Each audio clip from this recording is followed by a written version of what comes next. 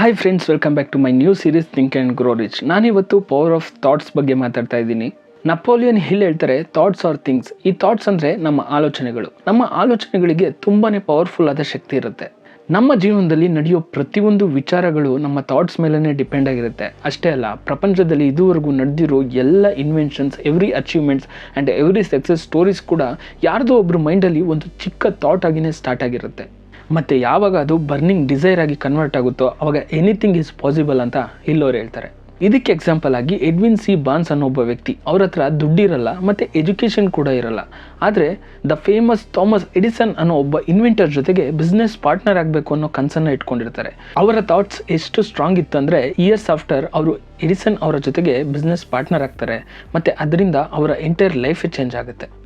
ಇಲ್ಲಿ ನಾವು ಗಮನಿಸಬೇಕಿರೋದು ನಮ್ಮ ಡೈಲಿ ಲೈಫಲ್ಲಿ ನಾವು ಯಾವ ರೀತಿ ಆಲೋಚನೆಗಳನ್ನ ಮಾಡ್ತೀವಿ ಅಂತ. ಪಾಸಿಟಿವ್ ಥಾಟ್ಸ್ಗಳು ನಮ್ಮ ಕಾನ್ಫಿಡೆನ್ಸ್ನ ಬಿಲ್ಡ್ ಮಾಡುತ್ತೆ ಮತ್ತು ನೆಗೆಟಿವ್ ಥಾಟ್ಸ್ಗಳು ನಮ್ಮ ಮೈಂಡ್ನ ವೀಕ್ ಮಾಡಿ ನಾವು ಮಾಡ್ತಿರೋ ಕೆಲಸದ ಮೇಲೆ ನಮಗೆ ಡೌಟ್ ಬರೋ ರೀತಿ ಮಾಡ್ತವೆ. ಅದರಿಂದ ನಿಮ್ಮ ಥಾಟ್ಸ್ಗಳು ಯಾವತ್ತೂ ಪಾಸಿಟಿವ್ ಆಗಿರಲಿ.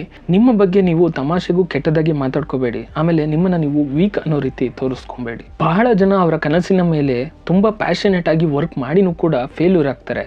ಅದು ಯಾಕೆ ಅಂತ ಎಲ್ಲವರು ತುಂಬ ಚೆನ್ನಾಗಿ ಎಕ್ಸ್ಪ್ಲೈನ್ ಮಾಡಿದ್ದಾರೆ. ನಾನು ಇದನ್ನು ನಿಮಗೆ ಮುಂದಿನ ವಿಡಿಯೋದಲ್ಲಿ ತಿಳಿಸ್ತೀನಿ. ನೆಕ್ಸ್ಟ್ ವಿಡಿಯೋದಲ್ಲಿ ಸಿಗೋಣ. ಎಲ್ಲರಿಗೂ ಒಳ್ಳೆಯದಾಗಲಿ.